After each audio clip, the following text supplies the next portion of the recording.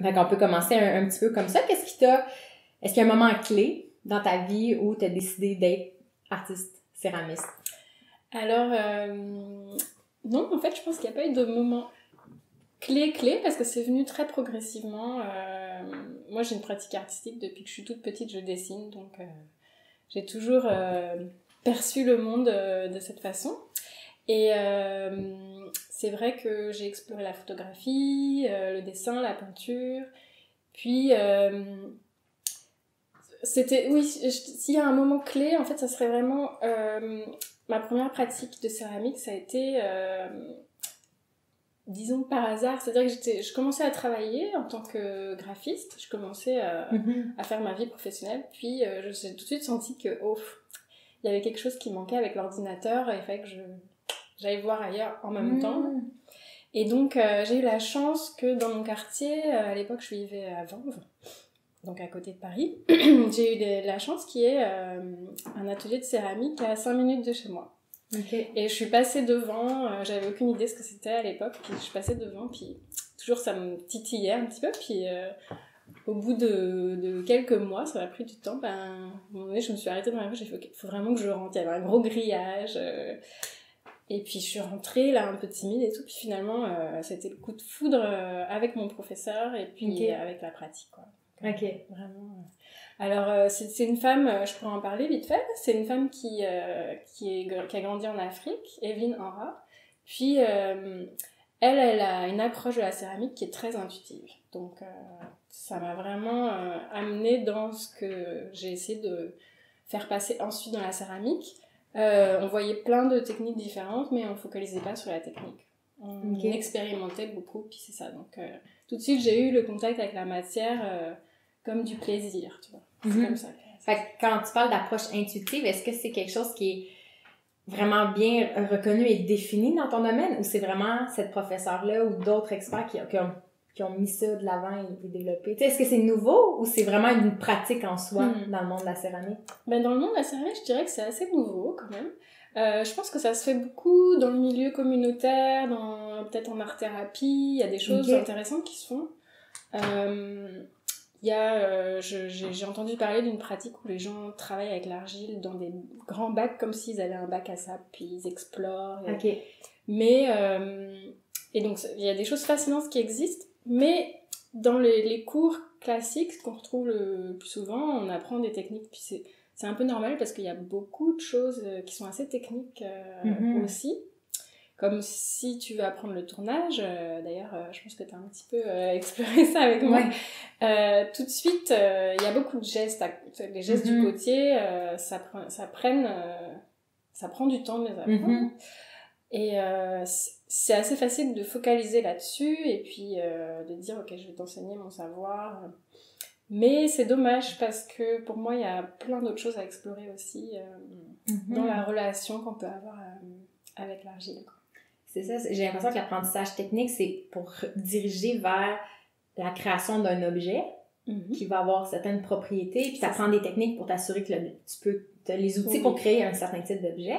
J'ai l'impression que l'approche intuitive, c'est le processus, presque encore plus de valeur que le résultat final. Tu sais, j'ai l'impression que... Oui, on peut le dire comme ça. Parce que, en fait, ce que je cherche dans ces cours, c'est vraiment à faire que la personne dialogue avec elle-même, qu'elle reprenne contact avec ses sens. Puis, ça a des bienfaits. Tout de suite, en fait, dans le contact avec l'argile, les gens se calment, tu sais, juste de le manipuler, quand tu vas dans un cours de céramique, même juste avec des étudiants, il y a un silence souvent. Il y a une sorte de calme que tu trouves pas dans d'autres ateliers en bijouterie. Et c'est vraiment ce contact qui parle au corps, quoi. Donc, je sais pas si je réponds à ta question. Oui, on va explorer ça. On va continuer d'explorer. J'ai plein de questions pour toi. Est-ce que, justement, dans un monde, un peu comme tu l'as vécu, on est de plus en plus dirigé vers nos ordinateurs. Il y a de plus en plus d'aspects de notre vie qui deviennent virtuels. Ce qui amène plein de bénéfices, ça nous ouvre à plein de possibilités, puis on est hyper stimulé intellectuellement. Puis toi, t'as comme ressenti personnellement le besoin de reprendre contact avec, comme on dit, le monde réel. Puis la céramique t'a apporté ça. Fait que dans cet univers-là où on est de plus en plus sur nos ordinateurs, est-ce que tu sens une certaine résistance des gens d'aller vers leur sens? Oui, je pense que on se réfugie beaucoup derrière notre téléphone portable. Mais je pense qu'il y a aussi un grand besoin qui est là. Okay. Peut-être que c'est pas la facilité de se dire ok, je vais aller dans un cours ou je vais explorer avec mon corps.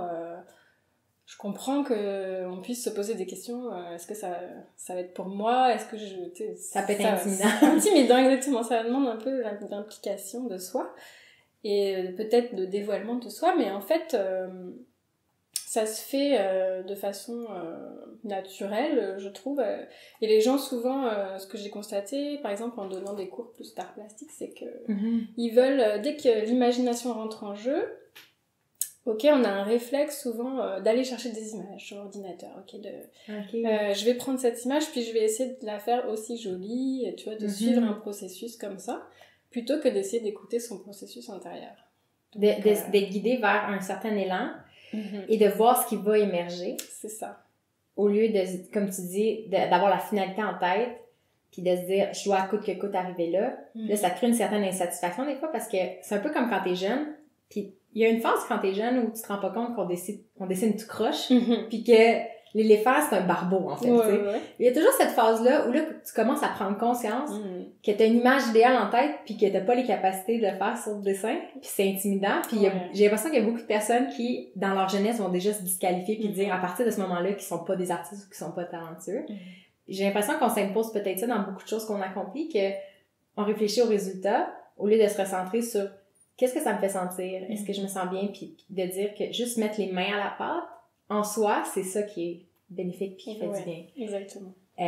Puis au final, comme justement, moi j'ai fait ma première tasse. En fait, c'est supposé être une tasse, à peu près comme cette grosseur-là. Puis ça l'a fini en gobelet. En fait, pour ce qu'on voit à la caméra, là, c'est une tasse vraiment classique. Puis ça finit en petit gobelet, un peu croche. Mais je l'aimais quand même, tu sais, parce que c'est toi qui l'as créé puis t'as vécu le processus. Mais pour revenir justement à l'exploration des sens, je pense, comme on en parlait tantôt, ton atelier s'appelait façonnage sensoriel. Moi, ça m'a interpellée parce que j'étais dans cet univers-là, mais j'ai l'impression que ça peut intimider les gens, l'aspect comme sensoriel, de toucher les choses, il y a un certain malaise. Puis même toi, t'as redirigé ton atelier pour l'appeler façonnage à l'aveugle, où ça devient plus une aventure. C'est ça. Puis là, le sens comme d'exploration, puis de juste essayer, je pense que les gens connectent plus avec ça. Oui, mais en fait... Dans les versions test de l'atelier, ensuite j'ai demandé aux gens ce qu'ils ont vraiment le plus adoré. Parce que c'est sûr que je les amène pas tout de suite. Je vous dis pas, ok, on bande les yeux, puis vous allez... Je les amène tranquillement à créer une relation entre le corps et l'argile.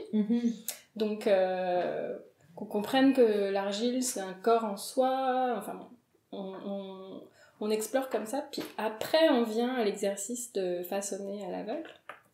Et à la fin, les gens m'ont dit « Ah oui, ça c'était vraiment fascinant » parce que quand ils ouvrent ils retirent le bandeau, ils se rendent compte de ce qu'ils ont fait, puis ils sont complètement étonnés d'eux-mêmes, en fait. Donc ça crée des surprises, puis ensuite ils ont une énergie pour continuer à travailler leur pièce qui est complètement différente. Merci d'être avec nous. Moi c'est Vincent, je suis normalement derrière la caméra. Si vous voulez faire partie du mouvement et apprendre avec nous comment améliorer le quotidien, venez nous rejoindre dans le Club Renard. C'est la meilleure façon de contribuer à la mission de Renard, puis vous allez avoir accès à plein de contenus bonus. Venez nous rejoindre au renard.ca/club. À bientôt!